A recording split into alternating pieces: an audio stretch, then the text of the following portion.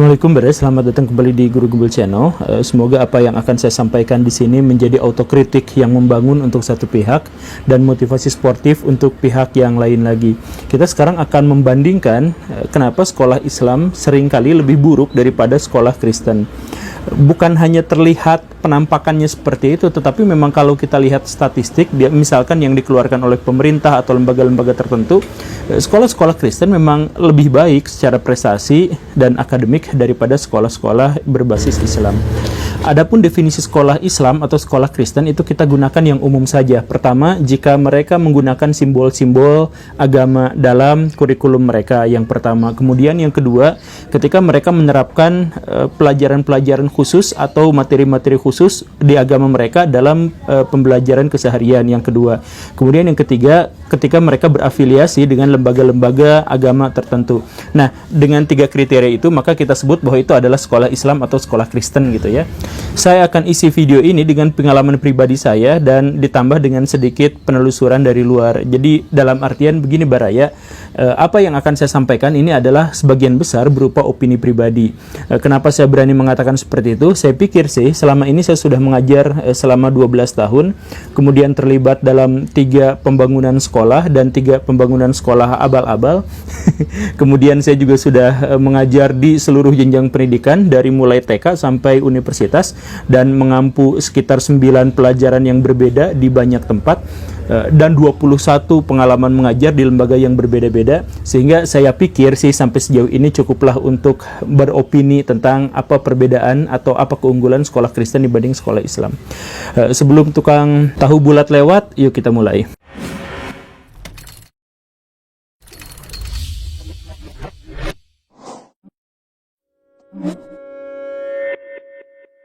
Hal pertama yang membedakan antara sekolah Islam dengan sekolah Kristen itu dilihat dari latar belakang pemikiran diberdirikannya sekolah itu. Sekolah-sekolah Kristen itu awal mulanya didirikan dengan 2 pikiran utama. Yang pertama adalah saya harus mencerdaskan kehidupan bangsa, saya harus membantu pemerintah untuk menciptakan kader-kader yang baik. Karena itu saya harus mempersiapkan persiapan yang sangat matang, keuangan yang sangat matang, donasi yang sangat matang, peraturan yang sangat matang, sistem yang sudah jelas, staf-staf dan guru-guru yang sudah dipersiapkan jauh sebelumnya, atau kalaupun mereka tidak mempersiapkan gurunya, mereka mempersiapkan kriterianya dan sebagainya. Nah, pikiran-pikiran seperti ini untuk menunjang tujuan yang kedua, yaitu bisnis. Jadi orang-orang Kristen itu berpikir bahwa sekolah itu bukan hanya untuk mencerdaskan bangsa, tetapi juga untuk bisnis. Kenapa bisnis? Agar sekolah mereka itu bisa bertahan, agar sekolah mereka itu tidak menjadi mengemis uang pemerintah. Jadi mereka itu mandiri secara finansial. Karena itu mereka juga berpikir orientasi bisnis, mana yang akan dicapai, program-program apa yang dijadikan unggulan dan sebagainya. Jadi apakah sekolah Kristen itu bisnis? Iya, tetapi sebagai landasan untuk tujuan yang pertama tadi itu. Nah, ini sangat berbeda dengan sekolah-sekolah Islam. Maaf sekali lagi bukan semuanya, tapi ini pengalaman pribadi saya. Kalau Baraya punya pandangan yang lain, ya silahkan saja. Saya juga pernah mendirikan sekolah Islam, dan apa yang ada di sana, pikiran-pikiran orang-orang Islam itu adalah kalau mau mendirikan sekolah, ini adalah tujuan yang baik, insya Allah sama Allah dibantu. Jadi sok aja kereyeh dulu, nanti sistemnya urusan nanti pendanaan mah nanti. Yang penting kalau kita sudah berjalan dengan ikhlas, dengan tulus, dengan baik dan sebagainya, maka nanti rezeki pasti akan mengalir, gak akan mengkhianati kita. Rezeki mah gak akan kemana, udah diatur sama Allah Subhanahu Wa Taala. Pikiran-pikirannya itu seperti itu. Jadi masa depan, sistem itu urusan belakangan, urusan nanti. Yang penting dirikan aja dulu dengan penuh keikhlasan. Karena nanti pasti Allah akan bantu. Justru dengan pikiran seperti ini aja udah mengkhianati keikhlasan itu. Baraya gini, kalau ada orang yang ngomong misal ya, saya mah ikhlas, nah itu pasti nggak ikhlas. Kan gitu ya. Ya pikiran sederhananya seperti itu.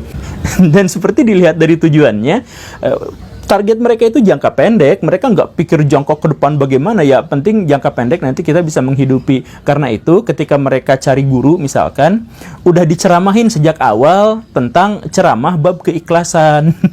Jadi guru datang lamar, ya maaf ya ada sekolah ini mah seadanya segini, ya namanya juga sekolah itu kan berarti ngajar anak-anak, ini amal jariah, ilmunya disebarkan ke anak-anak. Jadi jangan dulu berpikir soal money oriented ya, jangan dulu mikirin soal gaji, soal uang, di sini mah apa adanya gini aja, yang penting nanti di akhirat punya tabungan. Nah, jadi pikirannya itu menjual akhirat, menjual agama untuk dijadikan bumper kelemahan dan kesalahan. Dan karena itu, maka sekolah-sekolah Islam itu banyak yang masuk ke dalam lingkaran setan. Misal begini, karena guru dibayar seadanya, maka guru itu akan memberikan pelayanan pendidikan yang seadanya. Ya, biasa itu mah sudah hukum kemanusiaan ya. Karena si guru itu hanya memberikan layanan pendidikan seadanya, maka siswa-siswa pun belajar seadanya. Karena siswa belajar seadanya itu, maka kualitas lulusan mereka juga seadanya, ala kadarnya. Karena kualitas kelulusan siswa itu ala kadarnya, seadanya, maka image sekolah itu menjadi image sekolah seadanya atau bahkan kurang di mata masyarakat. Karena itu, siapapun yang masuk ke sana adalah siswa-siswa yang seadanya. Karena sekolah itu tidak diminati, biasa-biasa aja. Nggak bisa bikin saringan masuk, nggak bisa bikin apa, semacam itulah. Nah, karena image sekolahnya itu jelek, maka yang masuk ke situ juga adalah siswa-siswa dengan kadar yang seadanya. Karena siswa yang masuk ke sana kadarnya seadanya, karena dididik oleh orang tua yang seadanya, makanya memberikan SPP juga seadanya, kan begitu, nunggak dan lain-lain. Karena SPP-nya nunggak dan lain sebagainya, maka guru-guru dibayar murah. Begitu aja muter terus-terusan gitu. Oh, berarti itu mah gurunya aja yang tidak militan, yang mengajar karena cari duit. Kalau gajinya sedikit berarti ngajarnya juga kurang gitu. Ya, bukan gitu. Begini Baraya, ini pengalaman pribadi saya ceritain. Dalam satu kesempatan, saya pernah mengajar sekolah Islam dan sekolah Kristen dalam 1 tahun pelajaran yang sama. Sekolah itu sama-sama besar, lapangannya juga sama-sama besar, siswanya juga sama-sama banyak, kurang lebih memiliki jumlah yang sama, jumlah siswa yang sama. Apa yang terjadi? Di satu tempat, di sekolah Islam itu, saya mengajar sekitar 26 jam dan saya dibayar 350.000. Diambil potongan ini itu buat uang batik, buat uang apa gitu ya, maka saya dapat sekitar 315.000 rupiah dalam 26 jam mengajar.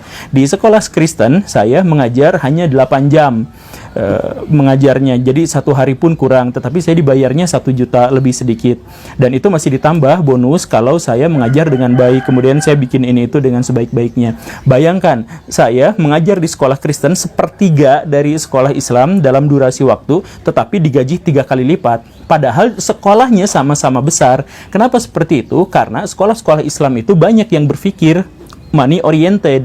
Jadi guru-guru dipres tapi gajinya kecil, sedangkan sekolah, yayasan apa dan sebagainya besar. Makanya kita juga bisa melihat perbedaan antara yayasan pendidikan Kristen dengan yayasan pendidikan Islam. Yayasan pendidikan Kristen itu sejak awal memang sudah sangat besar, sangat kuat. Makanya ketika mereka mendirikan sekolah, mereka siap untuk nombok 10 tahun sekalipun.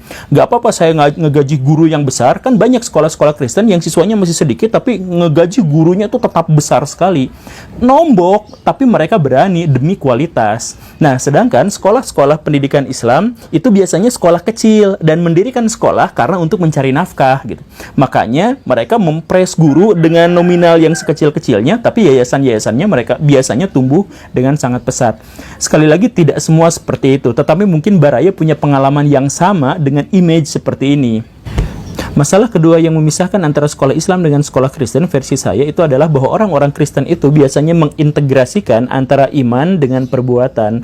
Mereka itu menggunakan sistem ilmu pengetahuan itu sebagai landasan untuk menjadi iman. Jadi iman itu adalah harus perbuatan, dan perbuatannya itu mana harus direalisasikan dalam kehidupan nyata.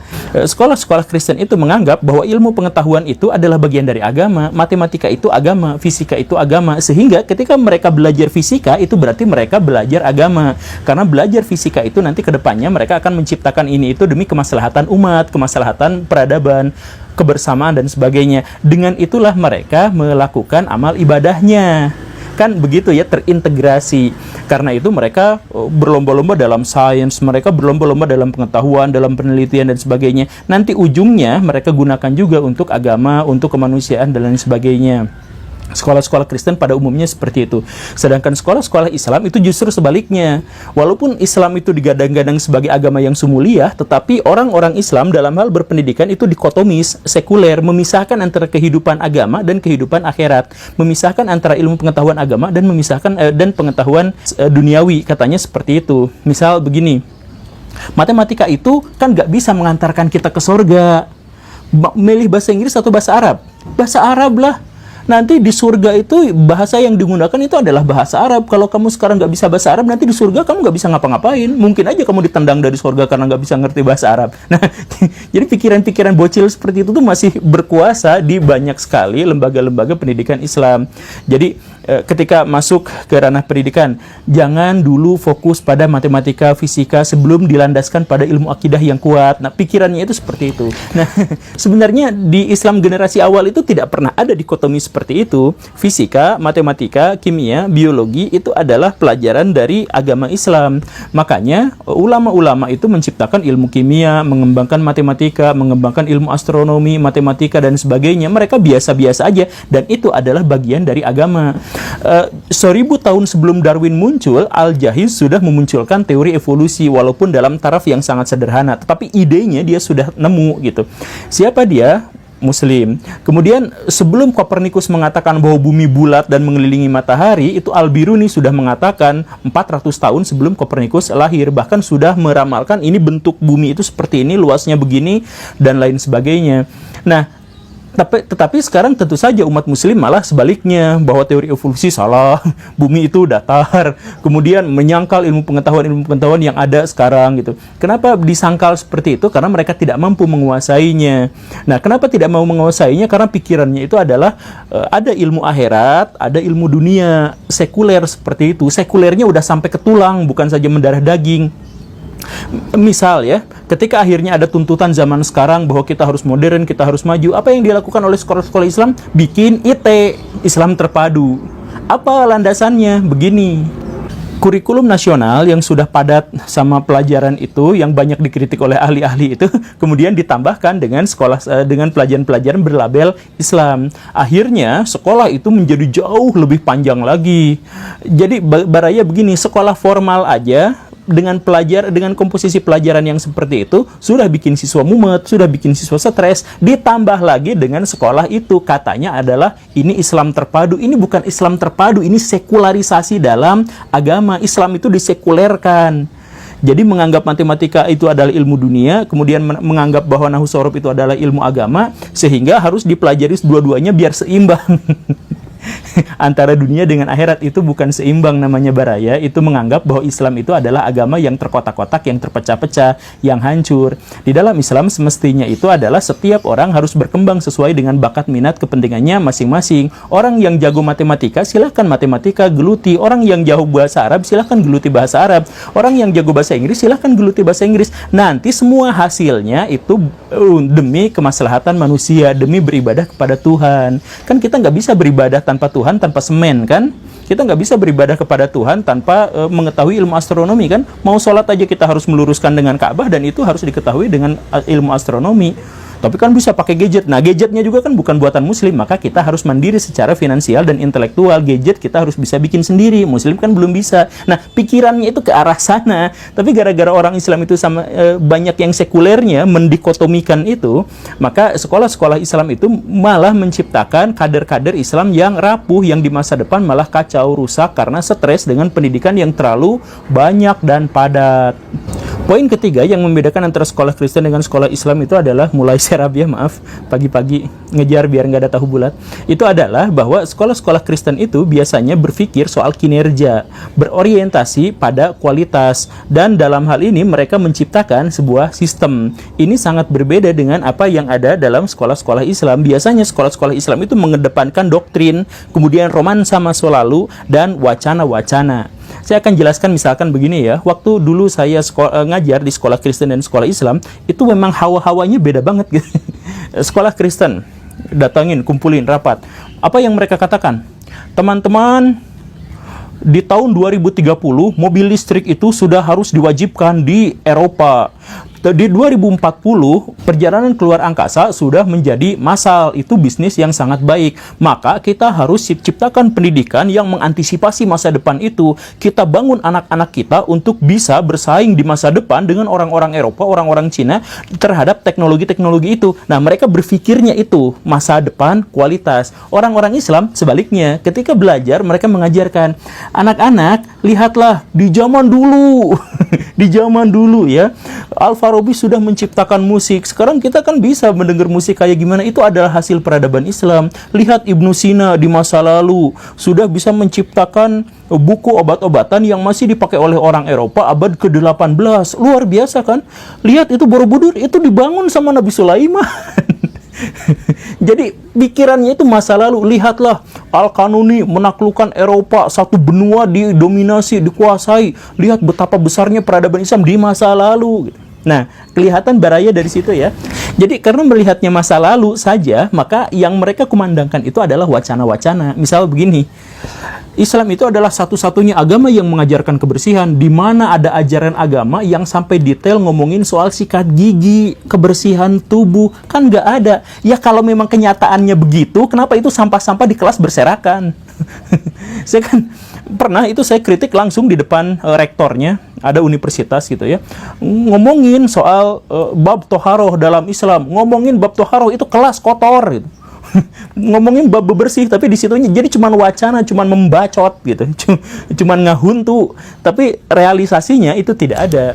Ada sekolah hafid Quran di gunung gitu ya, ngomong ke orang tua siswa, di sini kita mengajarkan hafid Quran, menghafal Quran dan sebagainya, tapi disimpannya di gunung, sekolahnya itu di Gawir gitu. Jadi amdal saja mereka langgar, mungkin nyogok karena di gunung gitu. Tetapi walaupun mereka nyogok, kemudian bangunan-bangunannya juga bangunan yang kukuh gitu, tidak bisa resapan air, dan akhirnya akan menzolimi orang-orang yang ada di bawah. Hutan-hutan yang awalnya banyak pohonnya digundulin untuk bikin sekolah itu. Dan udah kondisi seperti itu mereka ngomong, kita ini menjalankan syariat Islam, kita ini hafid Quran dan sebagainya. Jadi ngomongnya memelihara Islam, tetapi realisasinya merusak daerah resapan air. Sedangkan orang sekolah-sekolah Kristen itu sebaliknya. Jadi ketika mereka memikirkan seperti ini, kemudian mewacanakan seperti ini, kemudian mereka merealisasikan di dunia nyata seperti itu, bahwa kita di masa depan akan seperti itu, maka kita harus mengantisipasinya. Kenapa? Kalau kita sudah bisa mengantisipasinya, maka kualitas anak-anak kita menjadi baik. Karena kualitas anak-anak kita menjadi baik, maka kita bisa memberikan kebaikan buat masyarakat. Memberikan kebaikan buat masyarakat itu adalah ibadah mereka dan direalisasikan. Ya, tapi seperti yang saya sampaikan di awal, ini sebenarnya adalah otokritik yang membangun, saya harap, untuk satu pihak ya. Jadi jangan dulu marah-marah, jangan dulu baperan, dan ini juga bisa dijadikan motivasi sportif untuk pihak yang lain yang tadi sudah saya sebutkan. Saya harap sih Baraya semua bisa menambahkan, karena apa yang saya sampaikan di sini itu adalah opini pribadi, 3 poin, karena sebenarnya tentu saya jauh lebih banyak, 3 poin berdasarkan pengalaman pribadi saya. Semoga bermanfaat. Saya Guru Gembul, silakan simak video saya yang lain. Assalamualaikum warahmatullahi wabarakatuh.